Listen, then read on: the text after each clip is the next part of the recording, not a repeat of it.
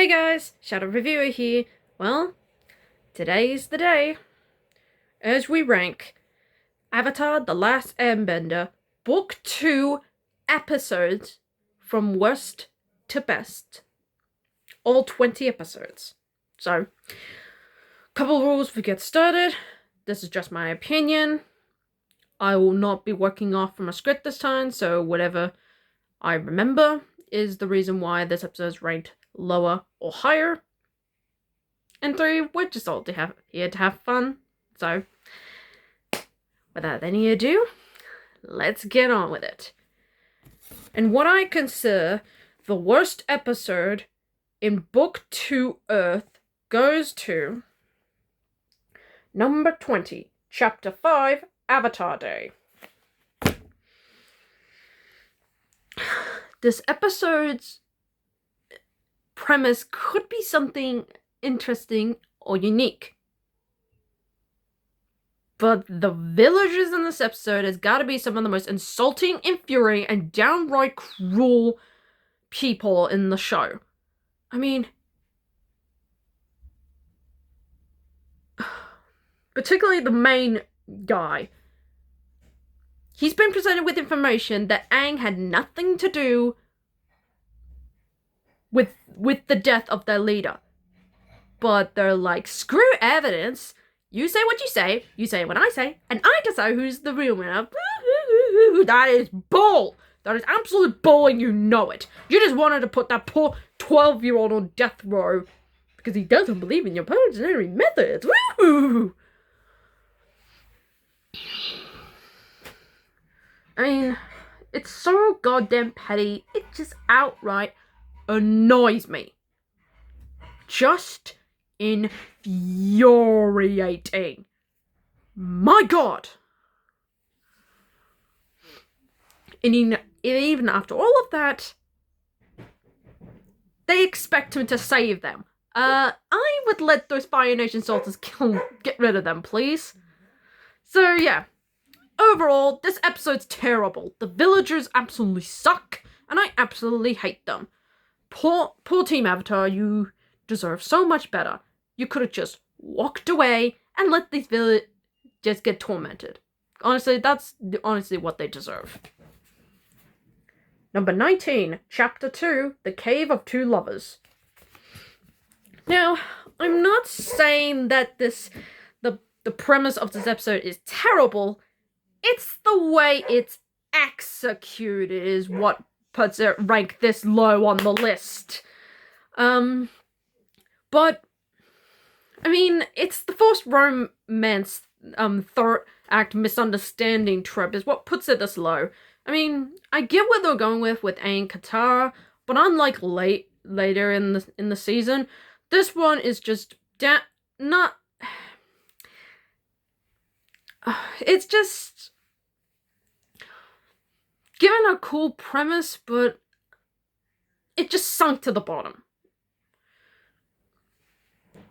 I mean, it's nothing. It's nothing original. It does nothing to it, and that's just it. It's just a misguided subplot episode until it actually gets to the destination. But the reason why this is above Avatar Day, I like the singing folk group. They provide a few good laughs and Sokka's handprint moment. God, that was funny. So yeah, it's a poorly misguided episode. Number 18, Chapter 10, The Library. Okay, so the reason why this sinks so low, and yes, I'll give you a moment to chuckle at that pun, is pretty much Sokka. We've gone back in season 1, I berated him for his misogyny. Here is where he's pretty much a hypocrite. Okay, so they enter this library with this owl who tells them you can't abuse your knowledge. I get that. Sokka not only tells Katara to be quiet so the owl doesn't know, and yet he ends up blurting it out loud. What is that about? Honestly, it's so dumb the way it handles this idea. It's just really dumb. I mean, you pretty much put the lives of the Avatar, a lemur, and your own sister in danger because of your big frickin' mouth.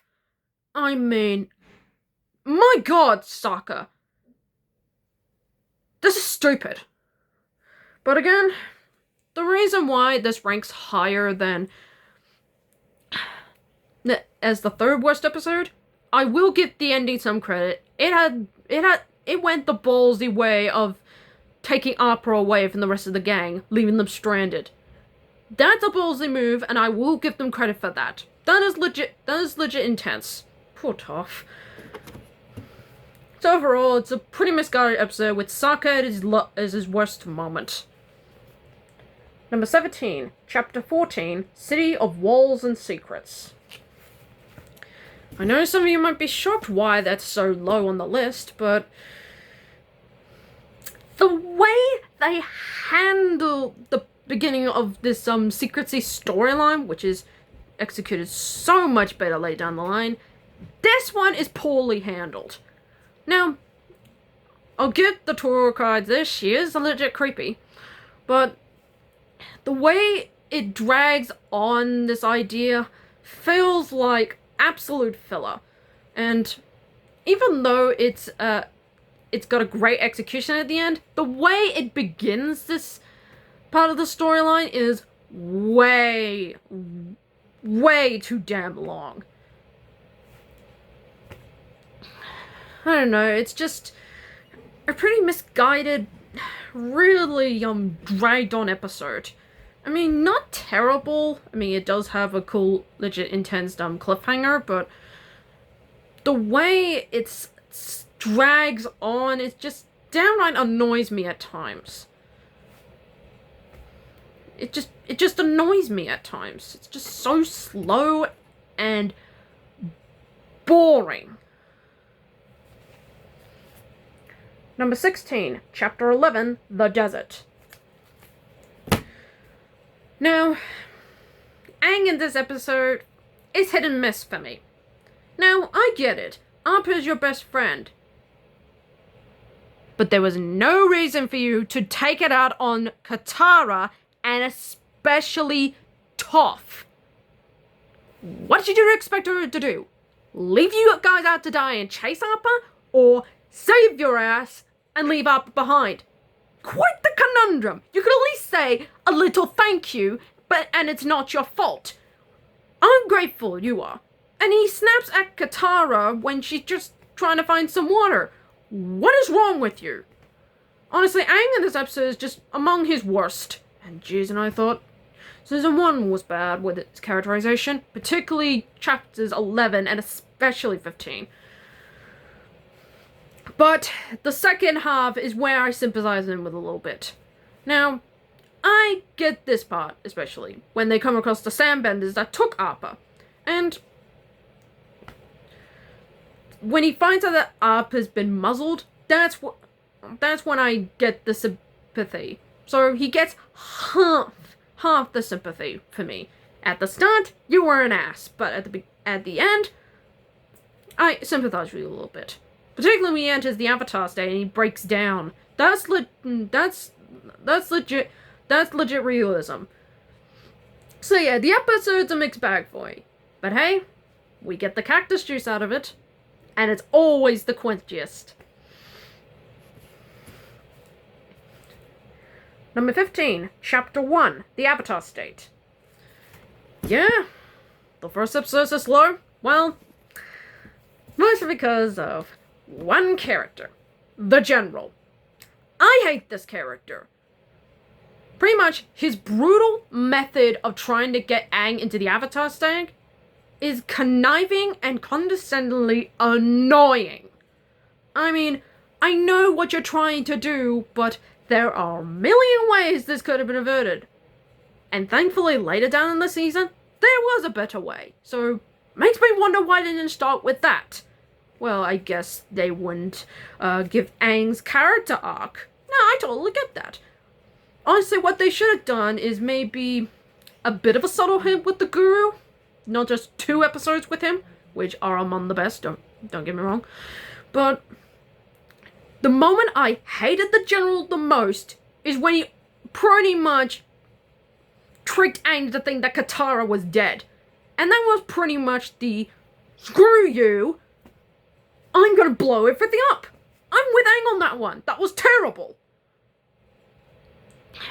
And thank God for Sokka as he knocks out the General. That's pretty much what I wanted to do if you threaten my best friend's life. Evil is what you are. Evil! No, you could say, well, maybe that's part of his character. It was not. He was trying to get Aang in one of his cool abilities, but there are better ways that could have been averted. Okay, but the reason why it's not ranked lower on the list is the subplot and possibly the best character introduction for a villain, Azula. Azula's introduction is fan-freaking-tastic. Great Delisle does a fantastic job vocalizing and making Azula cool, badass, and intimidating. And the first fight between her and Zuko is beautiful. My one complaint is when she should have knocked the head of the Fire Nation soldiers over the bridge. You should have done that earlier, sweetheart. That way, you could have sent Zuko and Iroh back to the Fire Nation and locked them up. If only you could have done that, but again, that was not entirely your fault. The guy was an idiot. So overall, a pretty shaky start to the season. But at least the subplot was pretty fun with Azula's introduction. Absolutely great. Number 14, Chapter 18, The Earth King. Now, I'm not saying this is a bad episode. Again, with Chapter 14, it drags on just a bit too much. Just a little, but not at the time where I'm feeling like I'm slowly getting bored. Now, I do like the Earth King. He's a pretty cool character. Lay back, chill, and I love the satisfaction when he finally puts Long Fei behind bars. So that was legit satisfying. I will give him that.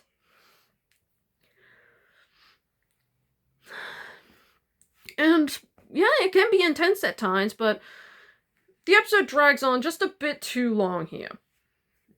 But its pluses is pretty much the cliffhanger with Azula, Mei, and Ty Lee being revealed as the Kyoshi Warriors. That was a really cool cliffhanger. But the episode tends to drag on a little bit, but not at the time where I'm falling asleep. Oh, and the subplot with Zuko physically battling these inner demons feels underutilized, and it could have been cooked a little bit longer. And yes, that was a fire pun. Don't at me. So overall, not a terrible episode, but it has a few good moments and a subplot that could have been done a little better. Number 13, Chapter 17, Lake Logai.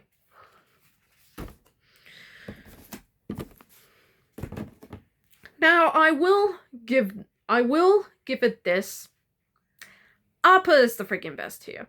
When he finally turns up, him kicking Long Fei's butt was so satisfying. Utterly so goddamn satisfying. And the opening scene to this episode is just full barren, earth-bending, waterbender kick-assery. That was legit awesome. And it was so angry seeing Long Fei sneak off like a little snake, and killing Jet was evil at its finest. Ooh. But at least he finally gets what he deserves. And Aang is not even the one that defeats him. Appa does. And given that he pretty much tortured Appa, I think Appa deserved that. And it was a bittersweet ending. Thank you. Except my one issue with the episode and what's ranked this at in the middle is the way Zuko finds Appa. How did he know he was there? I mean, he knew Appa was here, but he didn't know where he was. Where did he find Laidlaw Guy? And how did Iroh follow him? Never explained. Utterly never explained. But the scene where Iroh tells Zuko to choose his own destiny is a cool moment. So yeah, it's a good episode, but could have had a little more believability with Zuko finding Appa, and yeah, that's my only gripe with this episode, but the rest of it was fine enough.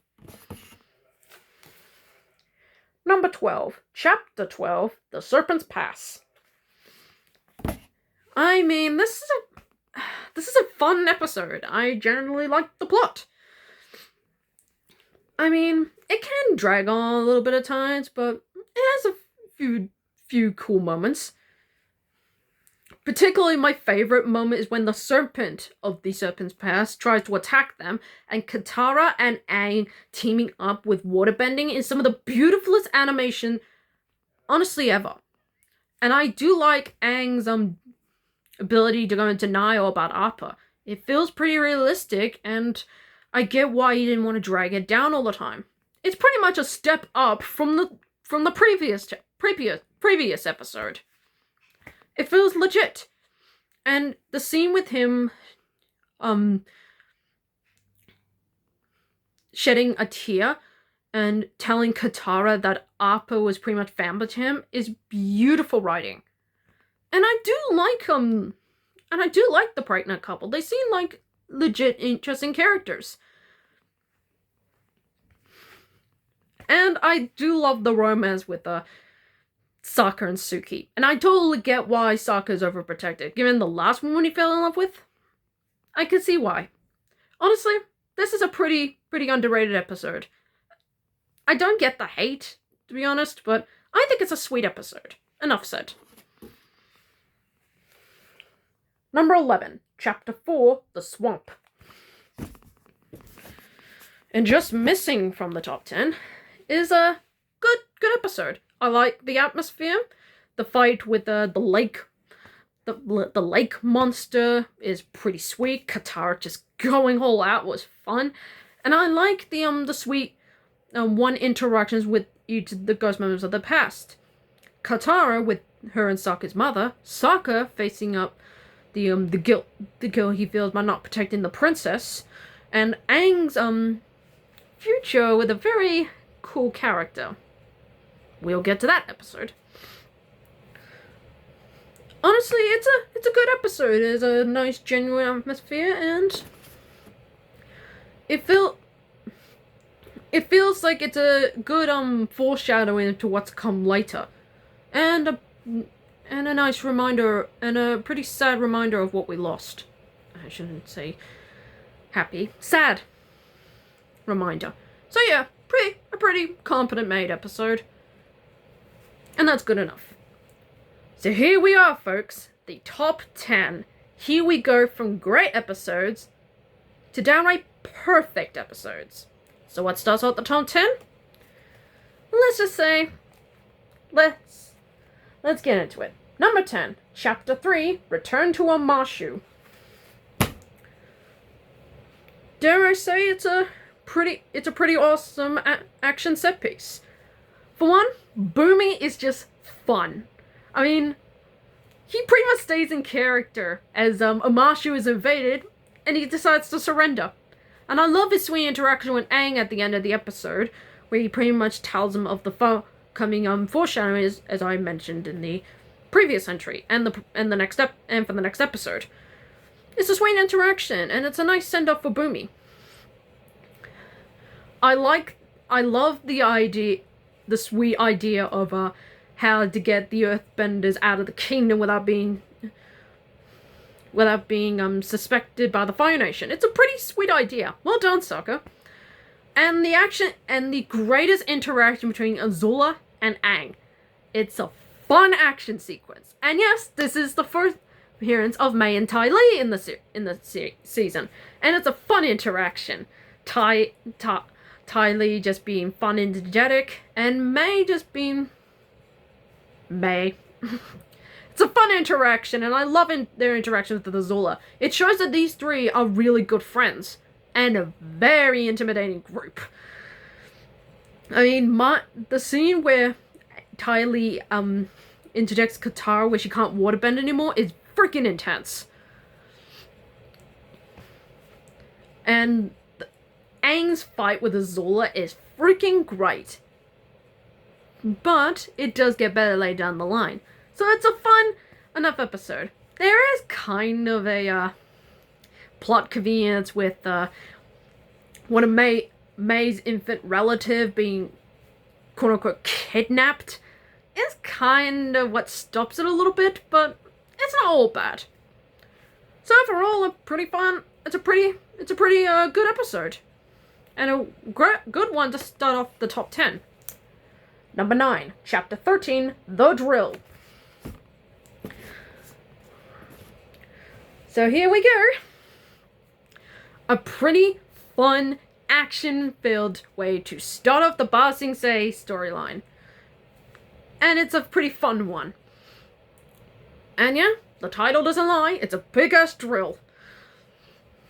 I love the way that the 4 members of Team Avatar team up to try and take down the drill where none of the Earthbenders can. I mean, give props to Toph for trying to stop the drill from underneath. Give props to her, that was freaking awesome. And I love Sokka's ingenious plan to how to attack inside the drill. Freaking excellent suggestion. And for what happens inside the drill is fun, tons of fun action sequences, particularly with Aang and Azula in their second route on this list. I'm pretty sure that's not the last, trust me, we will get to better ones. Honestly, the way Aang utilizes all 3 of the bending techniques he's learned, air, water, and earth, is fun against Azula's massive lightning and fire bending. It is intense stuff, I freaking absolutely love it.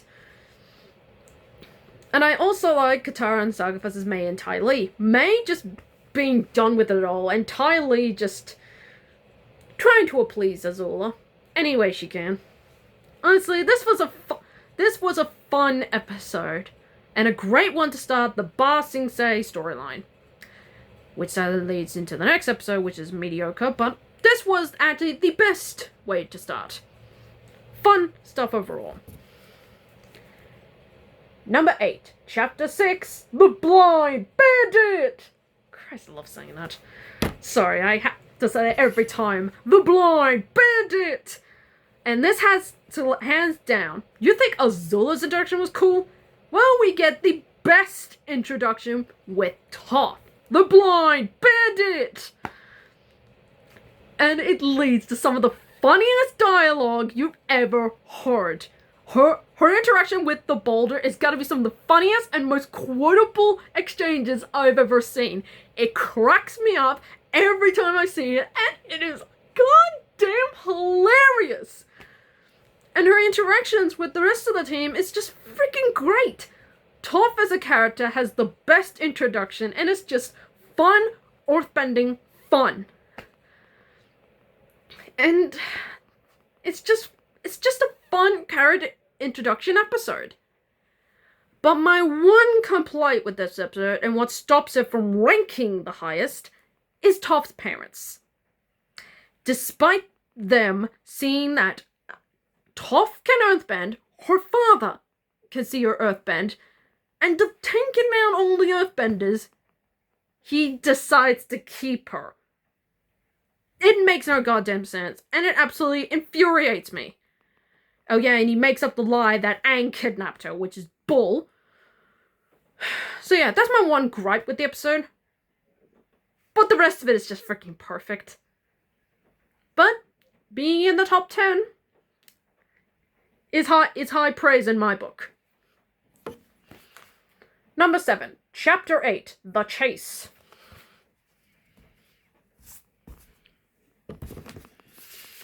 So yeah, here we go. So, and yeah, the title once again doesn't lie. It's all one big chase. Pretty much before Mad Max Fury Road was a thing. And yes, that is the second time I make that reference. So yeah, it's an intense thrill ride that I personally love. I mean, Toph's new on the team, her interaction with Katara, feel pretty fun and realistic. Toph's interaction with Ira is perfect writing, and Toph comedy at its finest, with with Toph outing Sokka for not being a bender. I can still fight. And I love Azula, May, and Ty Lee's relentlessness to not stop until they've got the Avatar. It is an intense thrill ride, and it's something you would not want to fall asleep to. No pun intended for Team Avatar, who are pretty exhausted at this point. It's a fun, intense thrill ride of an episode, and I freaking love it. Number 6, Chapter 19, The Guru. Well, we're getting close to the best of the best, and this is pretty fun. Honestly, Aang's interaction with the Guru himself is beautifully animated and a really good storytelling. I can't go into deeds because it's go watch my full detailed review of the Guru if you want to know. But it's a fun, intense thrill ride, and everything's on the table as being the first of a two-parter series finale, and it sets up the stakes immensely. With Katara finding out that Azula and Azula are bouncing Say, to Longface slowly getting back together with the Dai Li, Sokka being reunited with his father, and pretty much Toph metal bending her way out of the safe. That is legit badassery, and I freaking love it. Also, keep that in note, I forgot to mention that I forgot to mention that in the entry for Chapter 18. Sorry about that. But I want to bring it up here because it's freaking legit awesome. She is the greatest earthbender in the world, and don't you two dunderheads forget about it. That is freaking awesome. So yeah, it sets everything up on the table, and it's absolutely perfect. From Katara getting captured to Aang almost completing the Avatar instinct. And I love Aang's dilemma. Should he give up love to be the Avatar, or should he give up being the Avatar for Katara? It's a pretty interesting idea, and I freaking love it. Number 5, Chapter 7, Zuko Alone. Oh my god. I mean, talk about one character-driven episode that's just downright perfect. Dante Basco as Zuko is beautiful. Dante Basco's vocal performance makes Zuko a very, very, very interesting character to follow, as he's pretty much on his own for this one episode. And it's a beautifully placed one, as he tries to find his own path, and when he tries to help a family to the point before they find out who he is, feels like a real powerful moment for Zuko's character. I mean, him going out of his way to try and help a family that's lost a family member in the captured sense. But it's beautiful, powerful moment. It's a beautiful moment. And even when they find out who Zuko is, it's heartbreaking. I mean, Zuko still tries to help them, but they don't want to now they know who he is. And it's heartbreaking. And besides, you can't please anybody despite your past. So, Zuko Alone is a beautifully one character-driven episode. And it's honestly Zuko at one of his best. And hopefully we get more of Zuko badassery in Season 3. Please. Number 4, Chapter 9, Bitter Work. Well, it's not hard to say it. The way they show both Zuko and Aang learning their different forms of new bending is perfectly laid down in this episode. Toph's way is strong and independent. Pretty much suits her character. And it's just a ton of fun moments. And I get Aang's approach of trying to stop trying to form earthbending. And I love the dynamic here. It's just downright perfect. And it does have some fun moments. And I love Toph's way of trying to get Aang to learn for himself. And it's just perfect. Hell, it's a sweet moment for Toph and Katara, as she does eventually take Katara's advice. I kinda like that. It shows that Toph is growing as a character too. She has flaws, but she's learned to overcome that flaws. Just because she's blind doesn't mean she doesn't have to accept help sometimes. That's a sweet moment. I also love Iroh and Zuko. Particularly Zuko when he's trying to learn a new form of lightning bending that Azula can do. And I love Iroh's way of doing it, calm, direct, and calm, focus, and concentration. And even though Zuko doesn't get it, at least Iroh was there to help him. That shows that Iroh is a more best father figure than Ozai will ever be. It is perfect. Absolutely perfect. Number 3, Chapter 16, Appa's Lost Days. So here we go. We're down to the top 3, and Appa's Lost Days is just another one-note character-driven episode that is just fun. And given that it actually, I think won an award for best representation of cruelty to animals, it pretty much freaking shows here. And it's just downright perfect. I mean, it does a great recap on how Appa was captured from way back in Chapter 10 all the way to now. It's a beautifully drawn out scene as you see it through Appa's eyes of how he's able to survive this whole time. From sandbenders, to the circus, from being the guru, to, and pretty much, the Kyoshi Warriors. And there's a great action sequence with the Kyoshi Warriors versus Team Azula. It's a great action sequence, and it shows how Appa can be vulnerable at times. Honestly, it's a great character journey for Appa, and it leads to probably one of the most shocking cliffhangers in this series. Long Feng knowing that Appa was in town and kept it from Aang. That is evil at its finest. And that's another moment of hating Long Feng. Good! So yeah, this is another fun, character-driven episode. Appa's Lost Days. Man, are they lost indeed. Number 2, Chapter 20, The Crossroads of Destiny. Yeah, that's the second time I put the final episode at number 2. They're fantastic episodes. The episode leads on a really downer ending, and I can't believe the show had the balls to do this. And they did. Even though they survived the fight, they've lost the war. Wow. I mean, talk about a shocking way to end the season, with the villains winning. It's pretty much it's pretty much Star Wars, the Avatar series. Kind of think about it. The first season is A New Hope, Season 2 is Empire Strikes Back, and Season 3, I think, is going to be Return of the Jedi. Kind of think about it in that context. The first season ends happily, the second season is a downer, and I'm willing to bet Season 3 will be an upbeat, satisfying ending. The Star Wars trilogy, same thing. Anyway, so yeah, a really downer ending, but one that I believe hopefully leads to a great season, third and final season. And everything else is here on the table.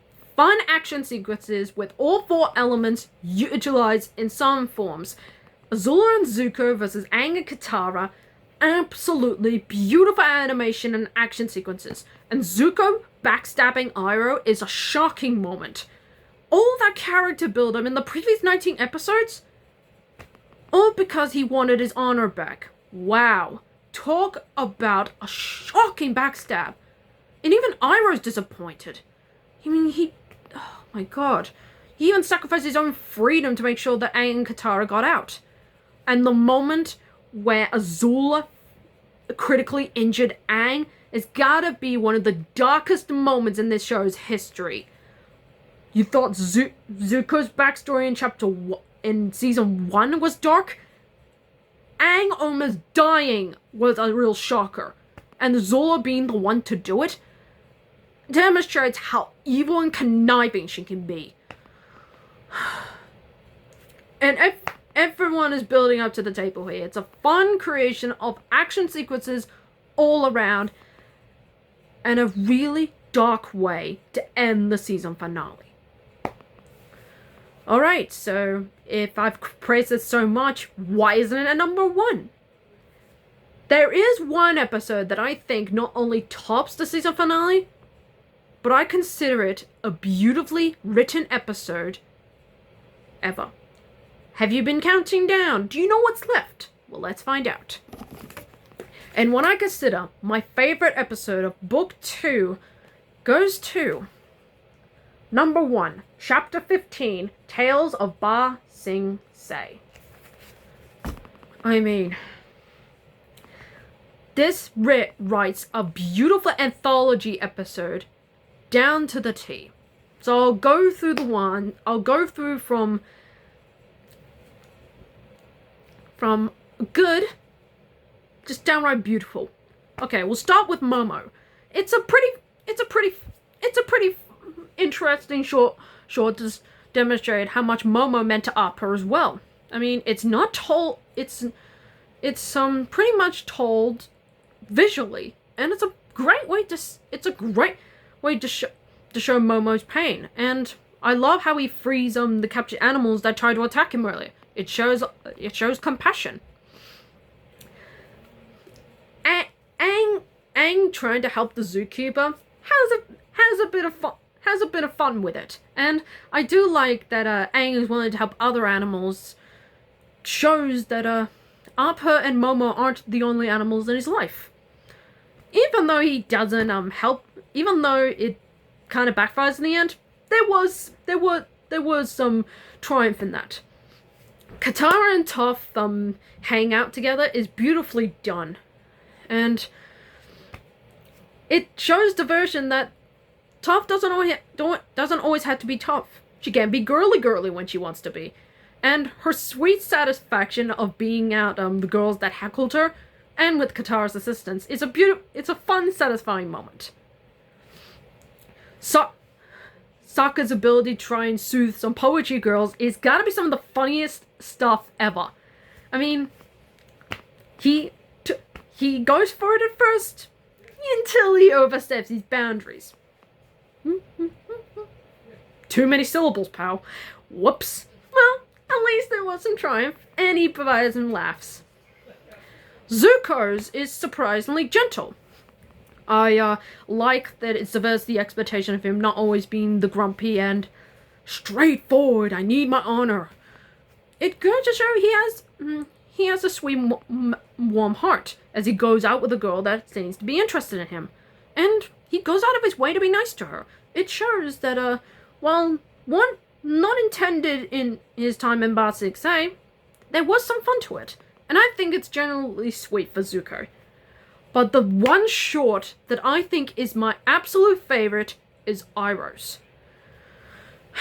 The way he goes around Town, helping people, helping a little kid calm down with singing, helping a guy who was about to mug him with some free tea.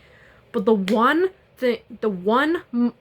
bit at the end of the short that got me sobbing is when he went for a picnic with his late son and sings a beautiful song of how much he misses him. It's a beautiful damn song, and it shows Iroh at his best moment. And given that this was Iroh's voice actor's final vocal performance before he died, goes to show this is a beautiful paying respects to the man who made Iroh one of the most gentle parental figures in the series. Rest in peace, Marco. You will be missed. And given Iroh's story of how he lost his son, really reminds me of how much I lost my brother.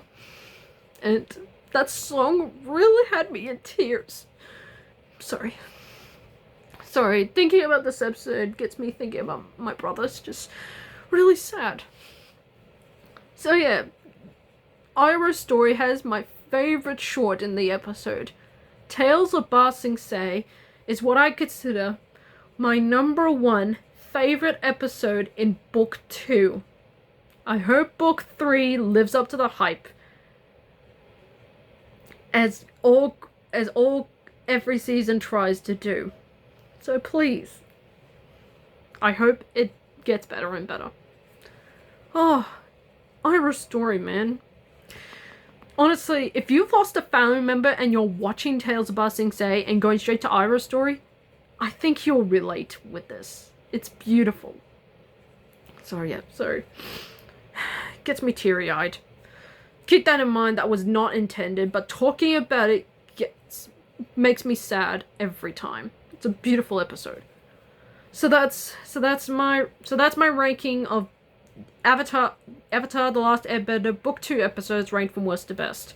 I hope you liked this video. Give me a thumbs up, like, and subscribe. So I hope to give more videos like this in the future. Again, I am terribly sorry for crying like that. It's just... damn, that episode hits. I've got an announcement video to make for the Disney fans, so write that down on your calendar. Until then, I'm the Shadow Reviewer, signing off.